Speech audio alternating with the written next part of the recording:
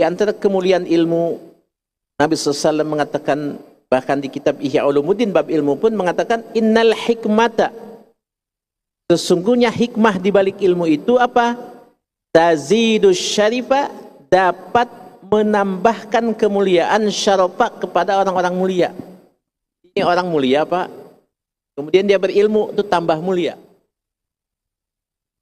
Tapi juga watarfaul mamluka, hebat-hebatnya ilmu itu dapat mengangkat derajat budak belian Pak, abid.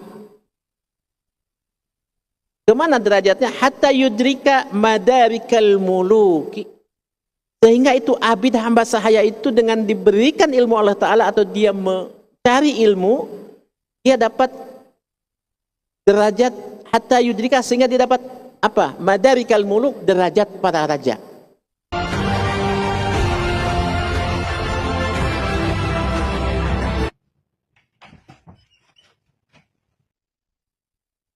Assalamualaikum warahmatullahi wabarakatuh. Waalaikumsalam warahmatullahi wabarakatuh. Alhamdulillahi wa kafa, wassalamun ala nabiyil mustafa wa alihi wa sahbihi wa man iktafa, amma ba'du. Saudaratul muhtaramin yang sama-sama kita muliakan, Imam Besar Masjid Istiqlal, Bapak Menteri Agama Al-Mukarram Profesor Dr. Kiai Haji Nazaruddin Umar MA, kami muliakan segenap pimpinan Badan Pengelola Masjid Istiqlal, Bapak Ibu jamaah yang dirahmati Allah Subhanahu wa taala, berada pada tempat yang mulia, bulan yang agung, salah satu bulan yang diagungkan Allah Ta'ala adalah bulan Rajab. Bersama kita beriktikaf dengan niat thalabul ilmi, mudah-mudahan derajat kita diangkat oleh Allah Subhanahu wa taala, dosa-dosa kita diampuni oleh Allah Subhanahu wa taala, amin ya rabbal alamin. Menginjak kepada babul ilmi wal aqli, ilmu dan akal. Musannif berkata, innal ilma lil islami kal hayati lil insan. Sesungguhnya ilmu, pengetahuan bagi agama Islam itu adalah laksana kehidupan bagi manusia. Maka ketika Allah Subhanahu wa taala berfirman, in tansurullaha yansurkum wa yutsabbit aqdamakum. Ya ayyuhallazina amanu, firman Allah, wahai orang-orang yang beriman, jika kamu sekalian menolong Allah Subhanahu wa taala, yansurkum, maka Allah taala akan menolongmu. Pertanyaannya, bagaimana caranya menolong Allah taala yang maha gagah perkasa, yang tidak ada satupun kekurangan, kemuliaan milik Allah, semuanya milik Allah. Kok bisa-bisanya kita menolong Allah? Ternyata para mufassirin sebagian menafsirkan bahwa menolong Allah taala itu adalah dengan menyebarkan, mengokohkan, mensyiarkan ilmu-ilmu Islam tersebut. Mengapa? Karena Islam itu akan tetap ada dan jaya ketika ilmunya disebarkan, ilmunya disyiarkan, dan ilmunya diamalkan. Itu makna daripada kal hayati lil insan. Akibat orang yang menolong Allah, yaitu yang mensyiarkan ilmu-ilmu Islam, kelak orang tersebut akan ditolong Allah. Ditolong Allah dengan cara apa? Wa yutsabbit aqdamakum, dikokohkan kedudukannya oleh Allah Subhanahu wa taala. Dia ditolong dari segala apapun yang membuat kelemahan bagi orang tersebut. Wala yajida hadzal dinu mustaqarran lahu illa inda ashabil ma'arifin nadijati wal albabil hasifah.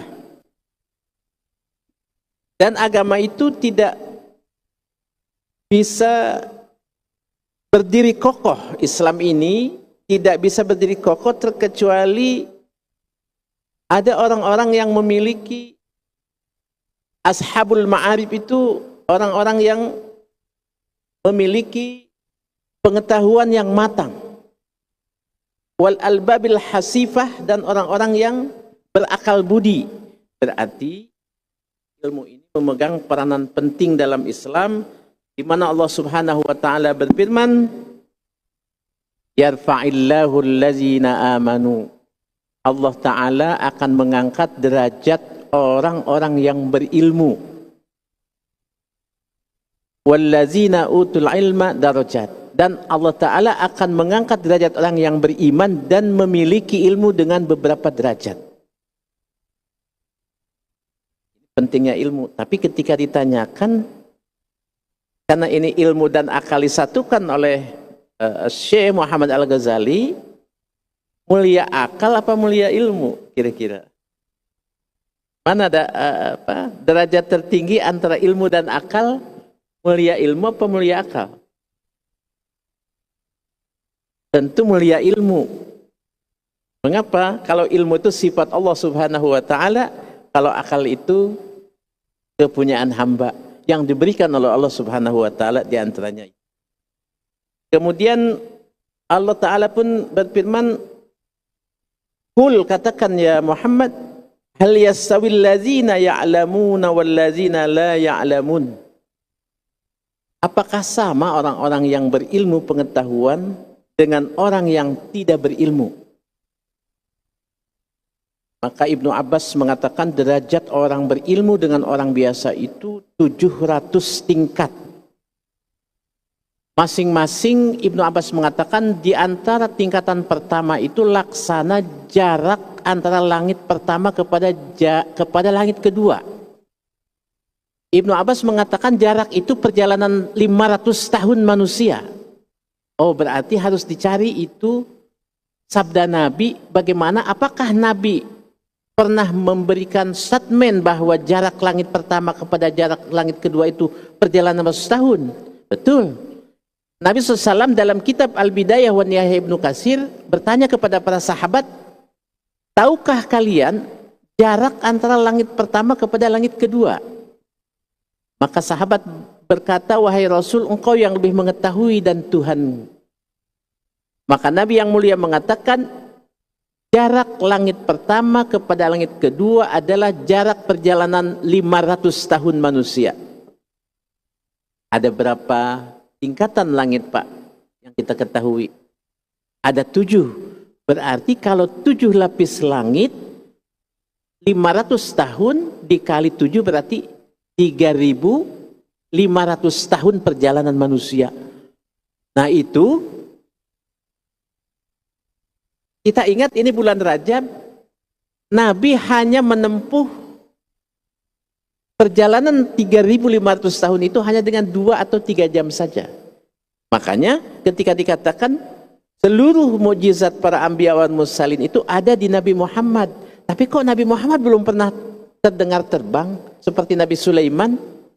Nabi Sulaiman kalau terbang dari Palestina menuju Ma'rib kepada istrinya Siti Balqis tuh, Raja Bilqis itu kilir itu mendatangi istri yang lain daripada yang selainnya.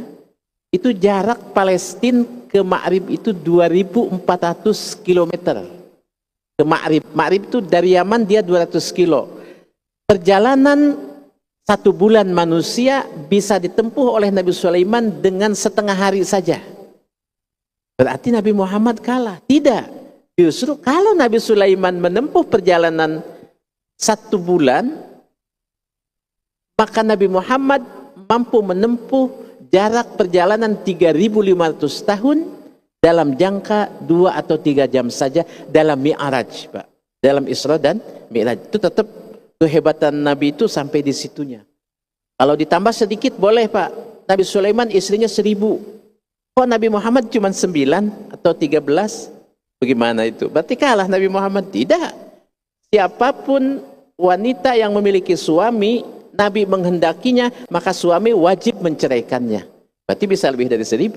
Nah itulah keutamaan Nabi Muhammad SAW, tambahannya itu. Kembali lagi Ibnu Abbas mengatakan bahwa derajat orang yang berilmu itu dengan orang biasa jaraknya 700 kali lipat, dan setiap satunya itu adalah jarak perjalanan 500 tahun manusia. Berarti luar biasa keutamaan orang yang berilmu.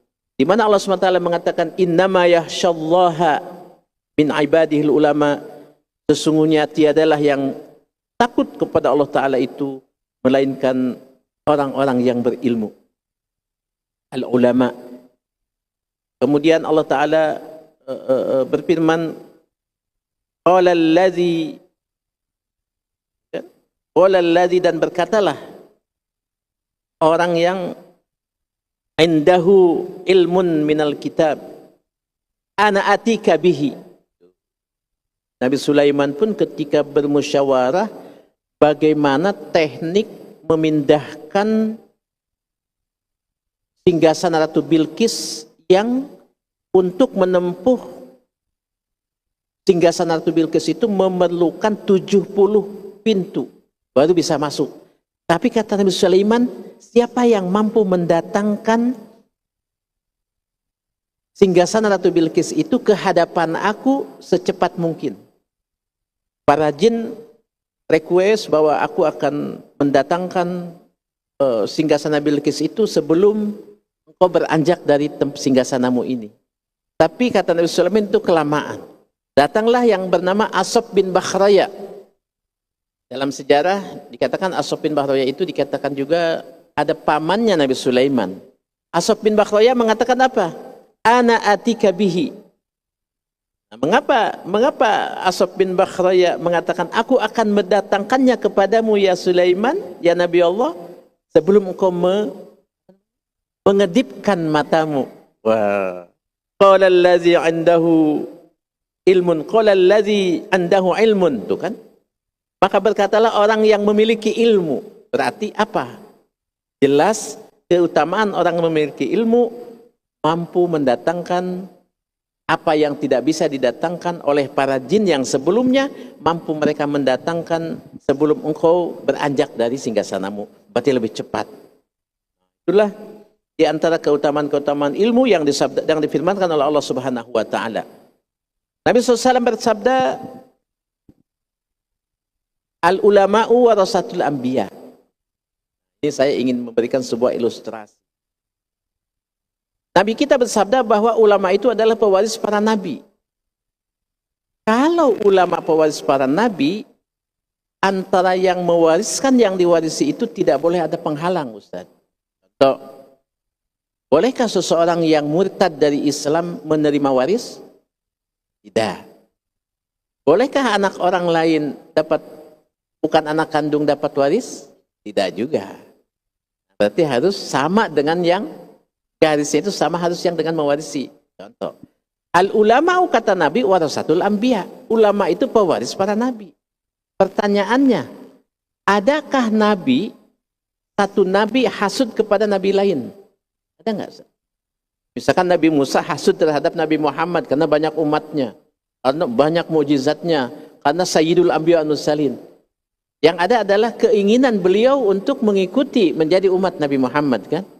Adakah nabi lain, satu nabi zalim terhadap nabi lain? Tentu tidak ada.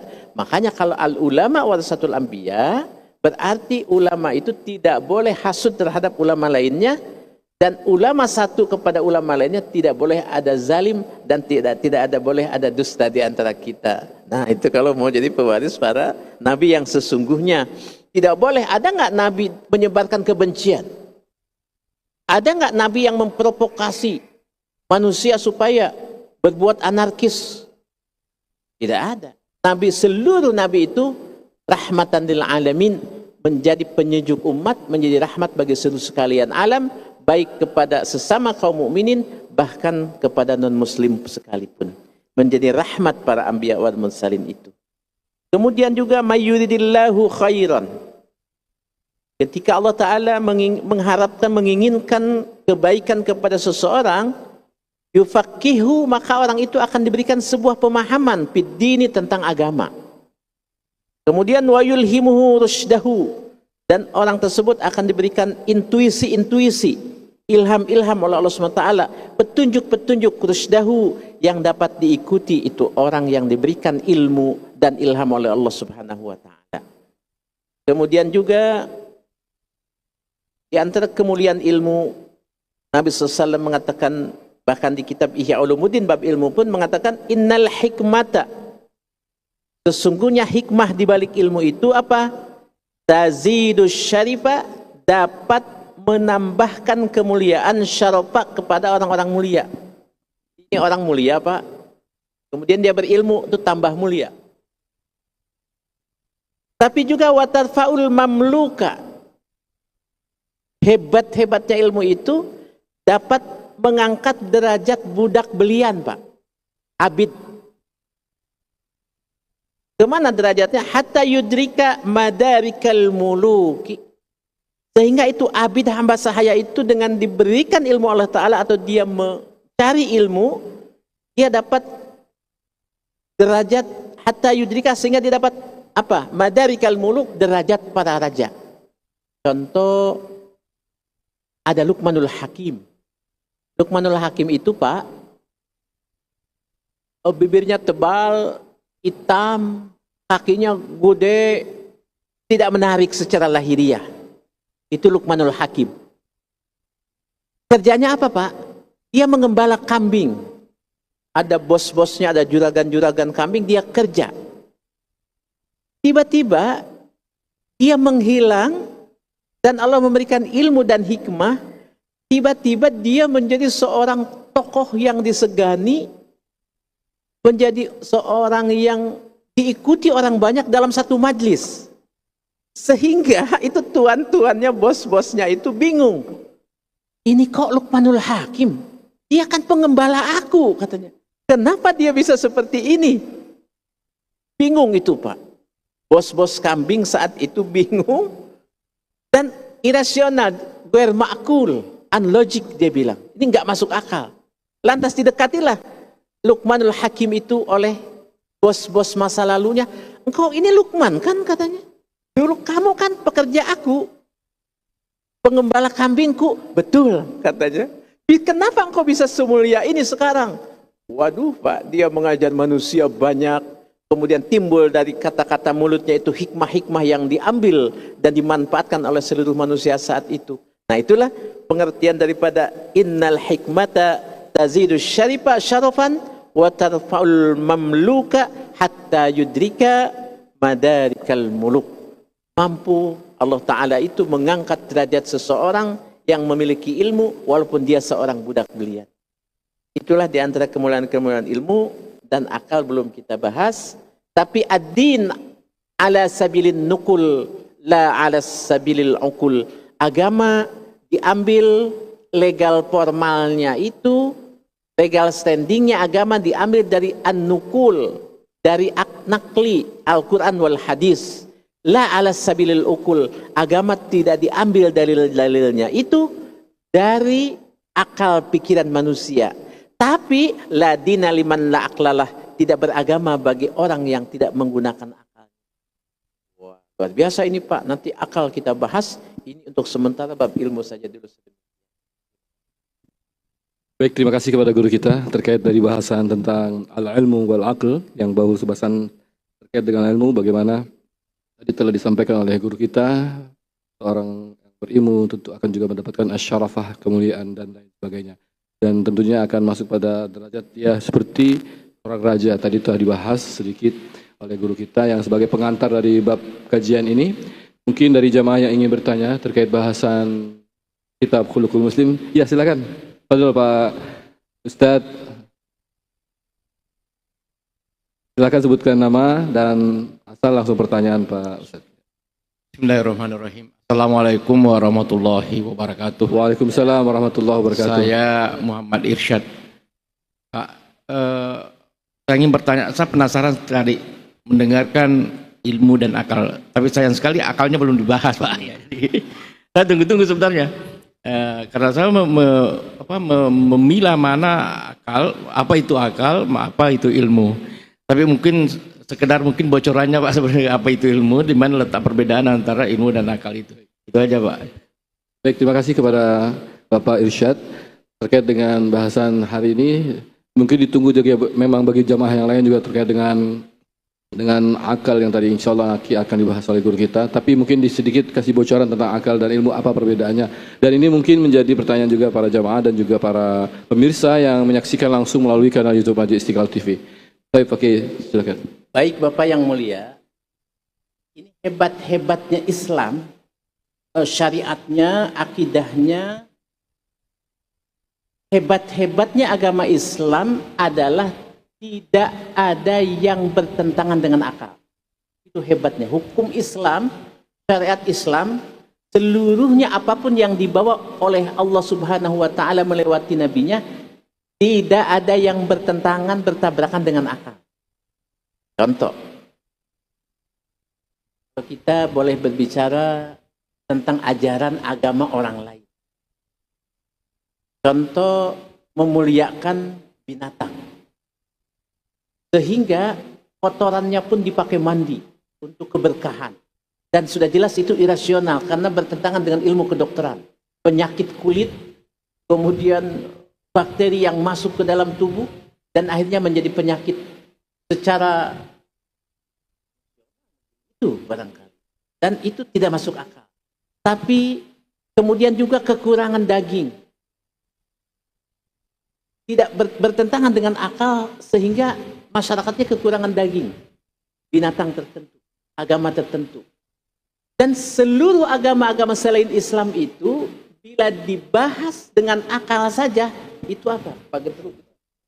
Kontroversi dengan akal. Tapi Islam, saya kasih sedikit saja. Bukan dari Al-Quran tapi dari sunnah. Bapak disunahkan ketika masuk kamar mandi, itu kaki yang mana Pak? Kaki kiri. Kaki kiri bisa disebut negatif apa positif? Negatif. Lantas Bapak keluar dari kamar mandi, itu biasanya disunahkan kaki kanan. Dan sunnah pula memakai alas kaki. Itu baru sunnah saja. Di mana logikanya? Logika Nabi. Kok bisa-bisanya Nabi mensunahkan kaki kiri dulu ke kamar mandi dan keluar kaki kanan dan memakai alas kaki? Mari kita lihat. Kalau kaki kiri itu negatif, negatif aura kamar mandi itu, aura WC itu, toilet itu negatif apa positif? Negatif, karena dikatakan Allahumma inni auzubika min, Allahumma, baca doa kamar mandi apa? Allahumma inni auzubika min hamazatish syaitan. Saya yang laki. Allahumma inni auzubika minal khubusi wal khabasi. Allah, aku mohon perlindungan, bayangin Pak. Kita berlindung kepada Allah, mau masuk kamar WC saja berlindung kepada Allah dari gangguan setan laki-laki dan perempuan. Berarti negatif positif tuh. Negatif. Dalam ilmu fisika apa? Matematika enggak, yang positif negatif apa? Fisika apa kimia? Fisika kimia sama. Bapak mohon maaf, negatif dengan negatif hasilnya apa? Positif. Betul. Artinya ketika kita mengarahkan kaki kita yang kiri kepada aura negatif di WC itu, negatif dengan negatif, maka kita akan menjadi positif. Itu akliyah. Dan kita disunahkan, bahkan ulama-ulama memberikan penjelasan, pengertian banyak bahwa orang yang masuk kamar mandi tidak memakai alas kaki itu yurisul faqra, dapat mewariskan kepada miskin, melarat. Mau nggak miskin? Nauzubillah. Makanya ke kamar mandi itu sunnah menggunakan alas kaki. Itu. Lantas ketika Bapak keluar menggunakan kaki kanan. Aura di luar positif apa negatif? Sudah positif. Positif dengan positif hasilnya positif. Maka kita akan selalu positif terus. Seraya mengatakan apa? Orang positif Pak, alhamdulillah terus Pak. Makanya alhamdulillahillazi azhaba anil aza, alhamdulillahillazi azhaba anil aza wa afani. Positif kan? Jadi kalau orang positif tuh bersyukur, memuji Allah. Alhamdulillahillazi azhaba, segala puji bagi Allah yang telah menghilangkan dari kami al-aza, sesuatu yang dapat menyakiti dan menyehatkan kami. Ya, orang yang mengikuti sunnah Rasul itu insya Allah tuh terbebas dari jatuh di kamar mandi, dia jadi stroke misalkan, atau pembuluh darahnya pecah, dia terjatuh. Banyak kejadian Bapak. Itulah yang tidak menggunakan sunnah Rasulullah SAW. Kesimpulan, la dina liman la aklalah, tidak beragama bagi orang yang tidak berakal, dan ad-din ala sabilin nukul, agama diambil dari dasar Quran dan hadis, la ala sabilil ukul, tidak atas dasar akal. Namun agama Islam itu seluruhnya tidak ada yang kontra dengan akal manusia. Itulah diantara kehebatan ajaran Islam daripada Allah SWT. Apakah menarik ya Pak terkait dengan bahasan hari ini, yaitu dengan ilmu dan akal, dan tentunya akan berkelanjutan dengan bahasan-bahasan yang insya Allah nanti bulan depan akan kembali lagi kita mengkaji kitab ini. Namun karena terbatasnya waktu tadi Pak